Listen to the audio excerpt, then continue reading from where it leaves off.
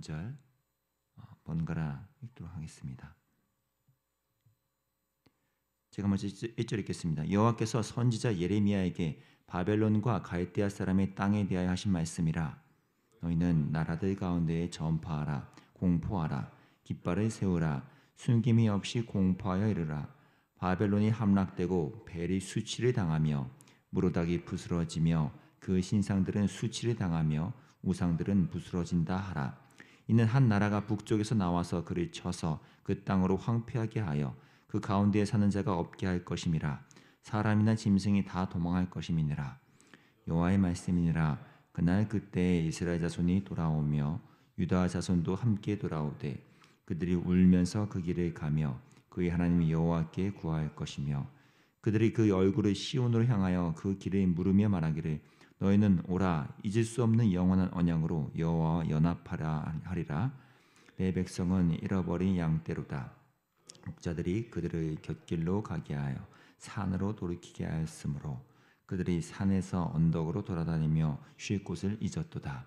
그들을 만나는 자들은 그들을 삼키며 그의 대적은 말하기를 그들이 여호와 곧 의로운 처소시며 그의 조상들의 소망이신 여호와께 범죄하였음인즉 우리는 무죄하다 하였느니라. 너희는 바벨론 가운데에서 도망하랴. 갈대아 사람의 땅에서 나오라. 양떼에 앞서가는 숫염소같이 하라. 보라 내가 큰 민족의 무리를 북쪽에서 올라오게 하여 바벨론을 대항하게 하리니 그들이 대열을 버리고 쳐서 정복할 것이라. 그들의 화살은 노련한 용사의 화살 같아서 허공을 치지 아니하리라. 갈대아가 약탈을 당할 것이라. 그를 약탈하는 자마다 만족하리라. 여호와의 말씀이니라. 아멘. 오늘 본문의 50장과 다음 장인 51장은 열방에 대한 심판의 예언의 마지막 챕터로서 바벨론에 대한 하나님의 선포 내용입니다.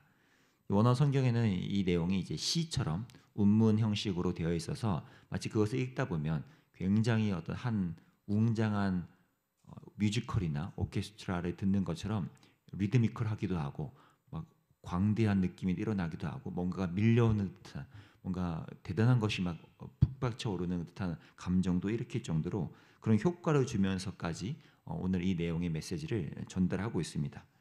그런 효과를 넘어서도 이 내용 자체가 실제 그러하죠. 바벨론 제국이라는 그 큰 나라가 패망할 것이라는 충격적인 말씀이요.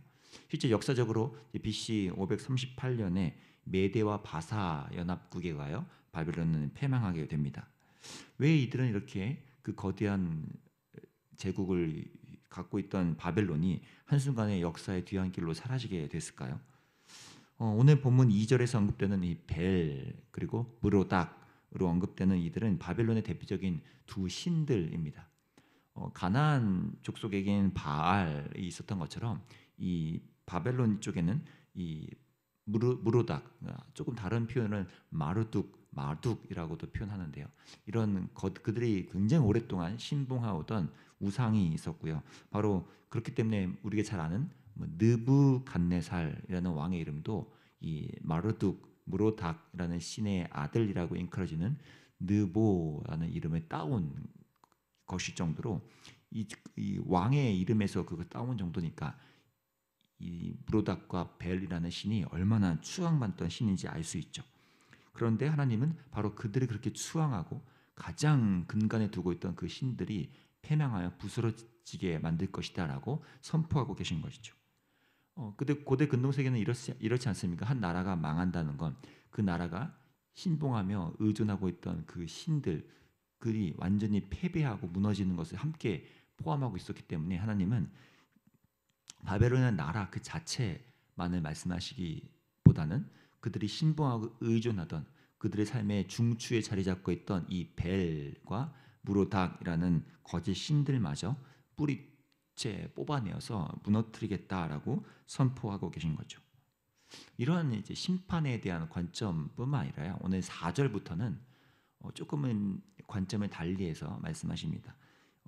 바벨론 그 자체로부터 이스라엘과 유다라는 이 남은 자들의 관점으로 언급을 하시기 시작하세요.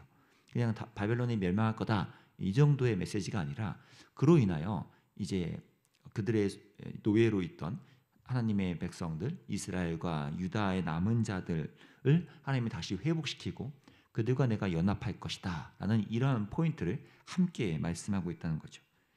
그래서 4절과 5절은 하나님과의 언약으로 다시 돌아오는 모양, 그리고 6절과 7절은 그들이 막 목자 없는 양떼처럼 배회하고 있던 이들을 하나님이 다시 불러일으키겠다는 이런 묘사로서 말씀하고 계십니다. 그러니까 하나님이 굉장히 그들을 향해 포괄적이고 총체적인 긍휼을 나타내실 것이다 라는 말씀이 이 심판의 메시지에 함께 포함되어 있다는 것입니다. 그래서 4절과 5절만 제가 함께 읽겠습니다.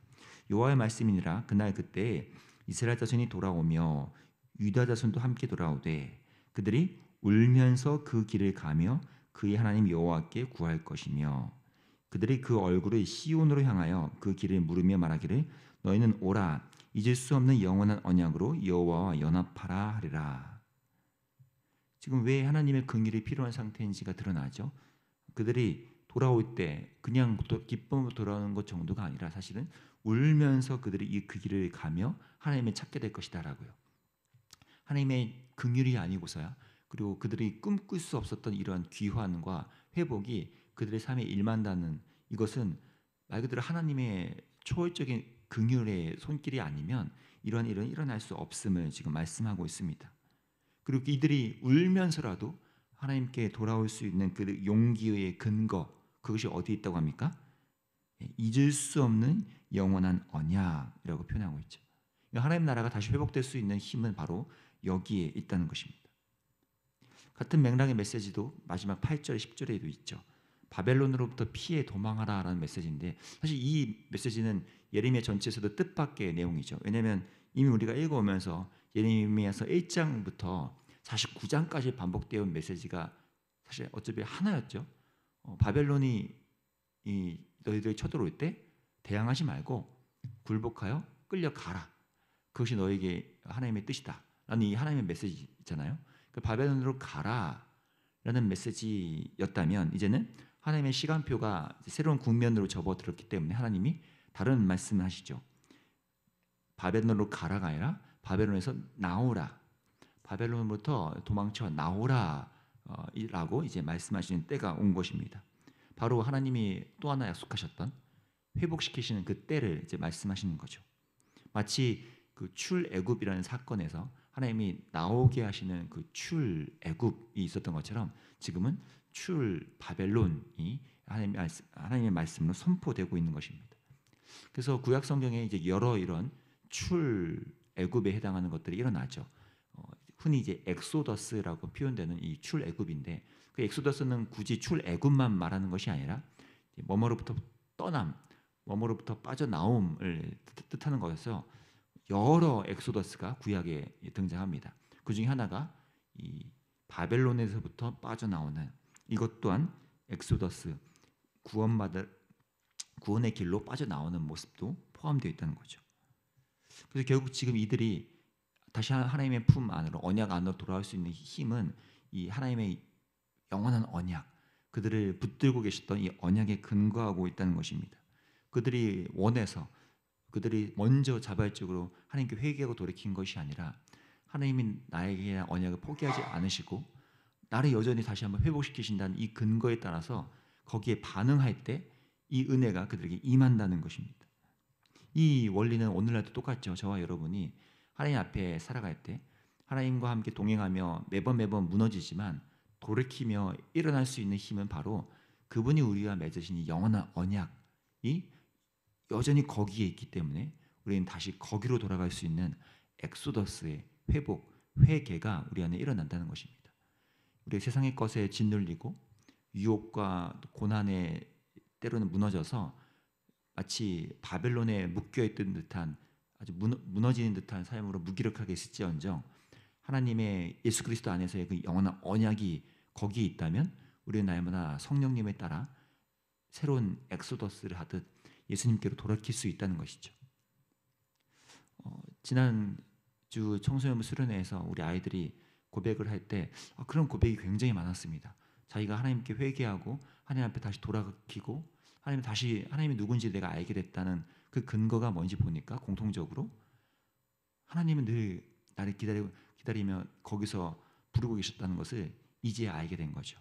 마치 이 울면서 그 길로 귀환하며 돌아오는 백성들처럼 우리 아이들이 하나님의 그 영원한 언약, 하나님만은 나를 영원히 지켜보고 계셨다. 나와 함께 하기를 원하고 계셨다는 것에 눈을 뜰 때 이런 회개 은혜가 일어났다는 것입니다.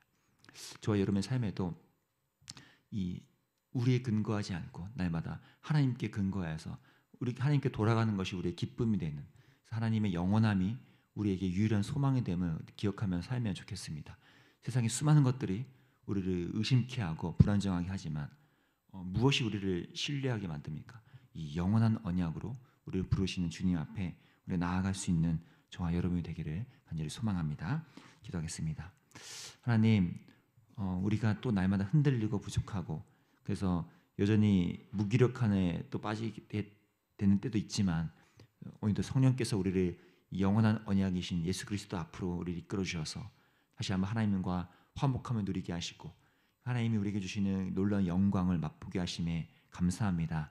오늘 이 기도를 통하여서 우리의 수많은 간구의 기도 제목만이 나열되는 것을 넘어서 예수 그리스도 앞으로 돌아온 자의 기쁨, 주님이 영원한 언약으로 우리를 품고 계시기에 그 안에서 만족하고 그분만이 내 힘이 되심을 고백하는 우리의 아름다운 시간 될 수 있도록 주님 인도해 주시기 원합니다.